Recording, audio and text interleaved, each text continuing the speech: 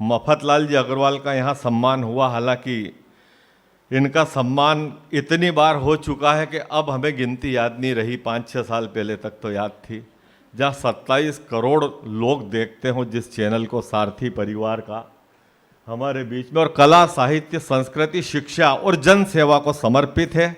मैं चाहता हूं कि मफतलाल जी अग्रवाल के लिए भी आपकी तालियां।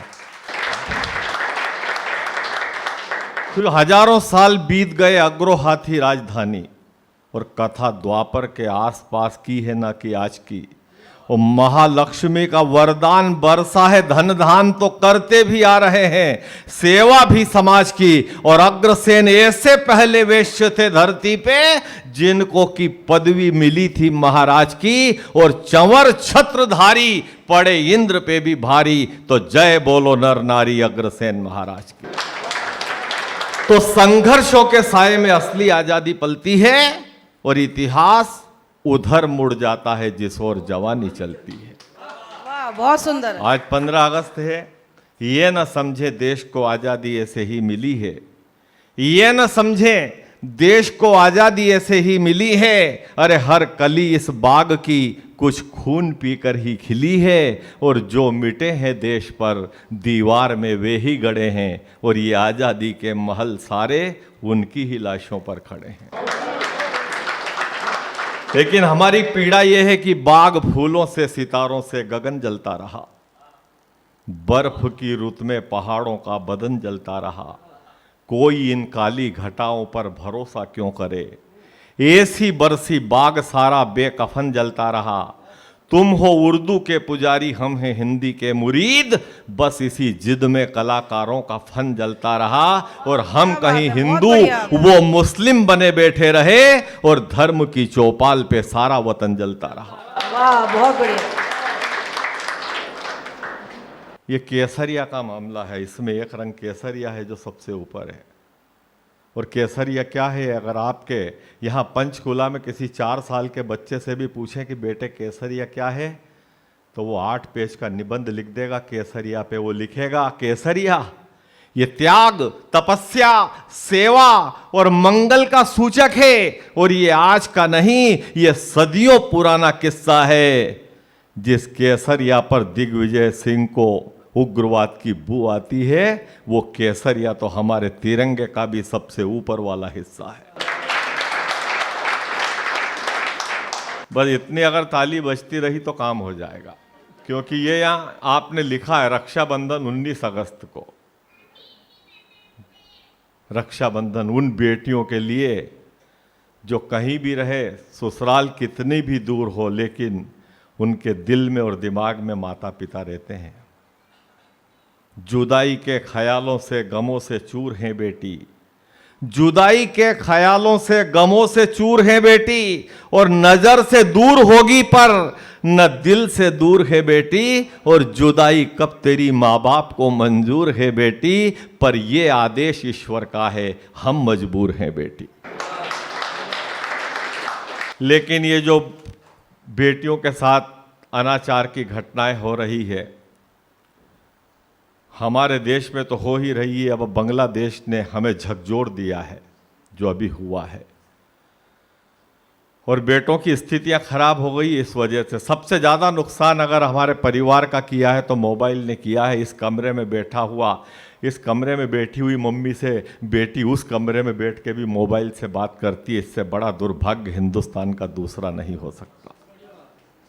हर एक घर के अंधेरे में किरण कैसे आएगी, हर एक घर के अंधेरे में किरण कैसे आएगी, हर एक भाई के घर बहन कैसे आएगी, और बेटियों को मारने का सिलसिला नहीं थमा तो इन वीरान घरानों में दुल्हन कैसे आएगी। बिल्कुल सही बात, बिल्कुल सही। पौधारोपण लिखा है,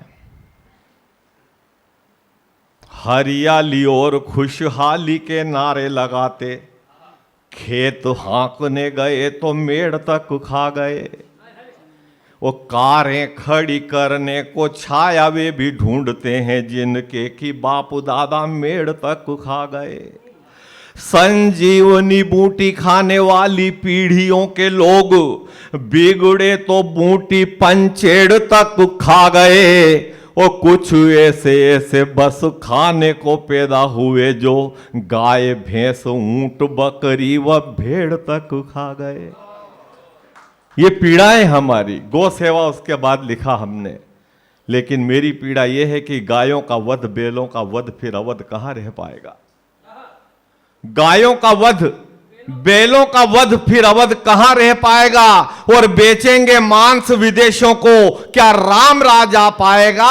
अरे गोपालों की धरती पर गायों का खून बहाएगा तो गौतम गांधी का नहीं, देश जल्लादों का कहलाएगा। क्या बात है, बहुत बढ़िया। और एक पीड़ा और है, हम अभी तक हिंदू थे, लेकिन पीढ़ियां और सदियां हो गई हमें बढ़ते हुए, हम सुतार, कुमार, लोहार, जैन, अग्रवाल, ब्राह्मण, ठाकुर बनिए हो गए, सिर्फ हिंदू नहीं बचे। यह सबसे बड़ी पीड़ा है। बस जातिवाद के झगड़े भारत माता के लिए, 78 साल में जो हमने भेंट किया हमारी माओं को, ये किया। बस जातिवाद के झगड़े भारत माता के लिए, और गंदगी दुनिया भर की गंगा माता के लिए। दुख इससे अधिक क्या होगा, दुख इससे अधिक क्या होगा धरती माता के लिए। 2 गज जमीन ना छोड़ी गौ माता के लिए। बहुत बढ़िया, बहुत बढ़िया। और हमारा चौथा स्लोगन मान लो आप, लंगर सेवा का। ये सिख सरदारों के बस की बात है। हिंदुओं का कहीं भी कोई कार्यक्रम हो, भीड़ लाखों की हो, तो भी वहाँ भोजन की व्यवस्था हो जाती है। इसके लिए हम उन्हें प्रणाम करते हैं। और शास्त्रों में हमारे कबीरदास ने कहा, जब दांत न थे तब दूध दियो, अब दांत दिए हैं तो अन्न भी देगो। जलेरू को देत, थलेरू को देत, पखेरू को देत, तो कोकतों को भी देगो। काहे को सोच करे मन मूरख, सोच किए कछु हाथ न रेगो। जान को देत, अजान को देत, जहान को देत, तो को भी देगो। गोस्वामी तुलसीदास ने कहा, विश्व भरण पोषण कर जोई, ताकर नाम भरत अस होई।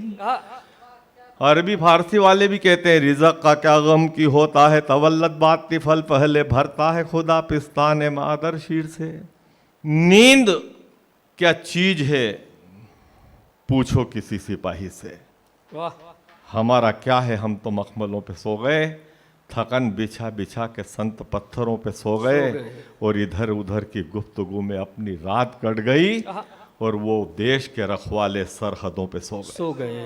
वाह, बहुत बहुत बहुत बढ़िया।